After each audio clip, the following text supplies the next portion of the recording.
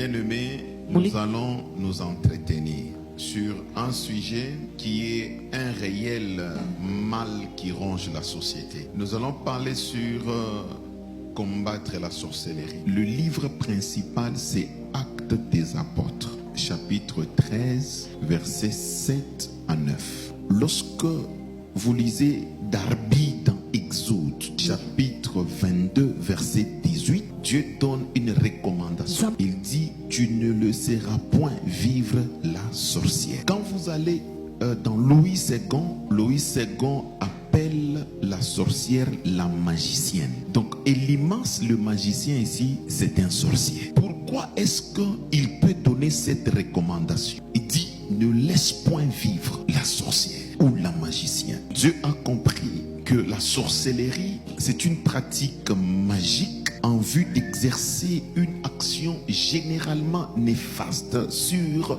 l'être humain. Dans ces actions néfastes, il y a les envoûtements, il y a la possession, il y a les mauvais sorts, il y a les sortilèges. Alors Dieu trouve que si vous laissez la sorcellerie, le diable va continuer à dominer sur votre vie. Quand on dit ne laisse pas vivre la sorcière, ce n'est pas prendre une machette, tu vas vers la sorcière et tu commences à couper la tête. Écoute ce que Éphésiens chapitre 6, verset 12 nous dit. Nous n'avons pas à combattre, nous n'avons pas à lutter contre la chair et le sang.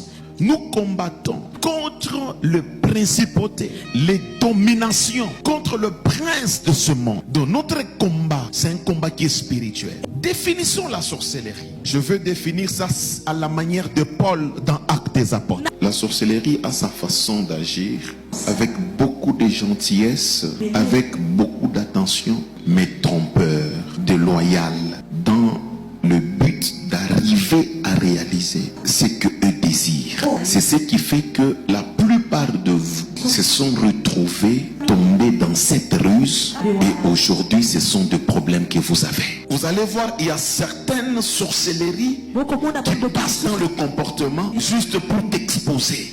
D'autres ça passe par de mauvais conseils. Toi tu penses que il m'aime, elle m'aime avec ce conseil qu'elle est en train de me donner. Aujourd'hui, tu es victime d'une destruction parce que tu avais mal écouté. Qui tu avais écouté et qu'est-ce qu'il t'avait dit? Vous savez que l'infidélité, c'est une forme de sorcellerie d'un niveau avec une ruse incalculable. Tu vas tomber sur quelqu'un qui va te témoigner l'amour la plus excellente, plus que même ton mari à la maison, plus que même ta femme à la maison. Une attention soutenue, pas possible. Toi-même, tu te dis, des gens pareils existent dans ce monde ici. Seulement tu bouges. Chérie, bébé, un peu de mouvement là, tu sens que elle est là où il est là. Et toi, tu te dis, ça c'est big love. C'est pendant que tu y es dedans, petit à petit, on est en train de sucer, d'arracher, de prendre. La sorcellerie, la définition, c'est la ruse, des stratagèmes, de pièges. Et quand tu y tombes dedans, c'est toute une destinée qui est partie. Il y a d'autres aujourd'hui, vous avez un problème sérieux de santé parce qu'on t'a fait manger des choses par la ruse. Les visiteurs qui étaient chez toi, la visiteuse, tu aimais trop qu'elle prépare pour toi. 5 heures du matin, elle était déjà à la cuisine. Tout déjà apprêté. Dans votre travail là-bas, il y a un sorcier qui est serviable à tout le monde. Vous l'aimez trop, hein? Vous l'envoyez même à vous acheter à manger pendant la pause. Un homme qui ne se fatigue jamais, il est toujours disponible. Papa tel, il est présent. Donc il peut partir à 1000, il revient encore. Quelqu'un d'autre l'envoie. Il part, il revient. Quelqu'un d'autre l'envoie. C'est comme ça que quand tu vas trouver, tu as un parent sorcier. Moi, j'étais gardé dans le ventre pendant très longtemps. Aujourd'hui, moi, j'ai parti au marché vendre pour te payer toi les études aujourd'hui. Mais tout ce qu'elle faisait là, elle le faisait pour rien. Elle était en train de calculer les domaines, de faire grandir bien pour que la dimension, la portion soit grande. Qui peut manger un poussin? Quel est l'éleveur qui peut manger un poussin? On attend seulement que ça soit une poule là. Surtout quand tu entends, ta maman maman, ton petit, moi je t'ai gardé, moi. Oh, déjà directement confirme que non, c'est un sorcier. C'est comme le film là qui s'est passé ici à Kinshasa. Moi j'ai réfléchi entre maman et l'église, j'ai choisi ma mère. Qui t'a dit qu'il faut sacrifier ta mère? Tu es là, tu es sorti avec 20 hommes ou 4 hommes ou 10, ou tu es sorti avec 10 femmes. Tu attends que ta vie soit rose. Est-ce que tu connaissais l'état d'âme de tous ces hommes-là? Tu connaissais l'état d'âme de toutes les femmes? Paul regarde Élymas et lui dit: l'homme d'esprit de fraude. La sorcellerie, c'est la fraude. Quand on parle de la fraude, on parle de la falsification, la dénaturation. Quand les gens te regardent physiquement, ils peuvent t'envier, mais en réalité, c'est que tu vises les catastrophes. Extérieurement, tu es un homme intelligent, mais cette compétence-là, tu n'en bénéficies pas. Toi-même, quand tu restes là, tu essaies de te comparer. Même quand tu es devant la télévision, tu vois quelqu'un qui est en train de parler un français bizarre, mais vous étiez dans la même circonscription avec lui électorale. Mais lui est passé député, mais toi tu as échoué. Mais écoutez, c'est la sorcellerie qui t'a déjà entouré. La manière dont tu as battu campagne, c'était exceptionnel. Tu commences à te promener seulement avec des PV. Mais la CENI a déjà proclamé. La sorcellerie a falsifié tes résultats.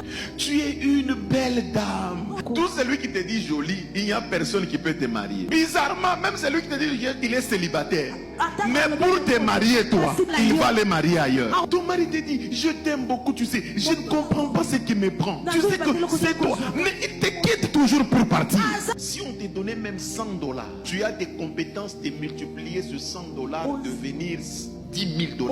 Mais de la manière que ces 10 000 encore vont terminer, tu ne comprendras pas comment ces 10 000 sont finis ta maintenant. Mais il y a quelqu'un qui est en train de falsifier. Donc tu deviens un esclave. Tu travailles pour que les autres puissent prendre. Quand Paul regarde Élymas, il lui dit: ennemi de la justice. La justice a ses objectifs, c'est faire respecter les règles de la vie en société. Vous vous mariez, c'est pour avoir des enfants. Même la Bible a dit multiplier la terre. Vous vous êtes retrouvé un seul enfant, 2 enfants, la maternité est bloquée. Mais quand vous allez à l'hôpital, on dit que tout est ok, tout ça va. Mais cette injustice-là, mais c'est de la sorcellerie. Seulement on veut truquer votre mariage pour que demain ton mari soit fatigué, qu'il aille ailleurs. Et là il va partir. C'est dans un filet de la sorcellerie.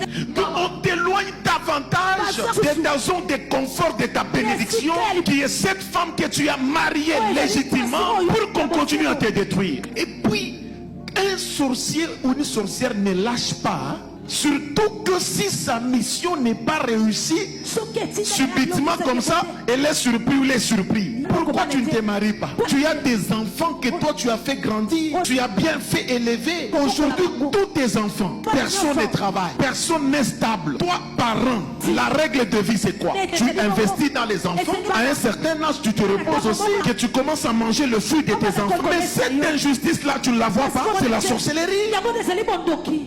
Ça fait combien d'années tu occupes le poste que tu occupes? Combien d'avantages que tu as déjà reçus? Tu es la même personne, le même niveau. Tu ne montes pas, tu es là, le même salaire, la même situation, la même vie. Tu ne fais pas, tu vas seulement à l'église, on dit la parole. On prêche la parole et puis on adore en français. Là. Et puis, allez, disons merci à la parole et puis on sort. Notre église est classique. Si vous ne combattez pas, votre situation va demeurer la même. La Bible dit: revêtez-vous de toute armure afin de lutter contre les ruses du diable. Autrement dit, afin de lutter contre la sorcellerie.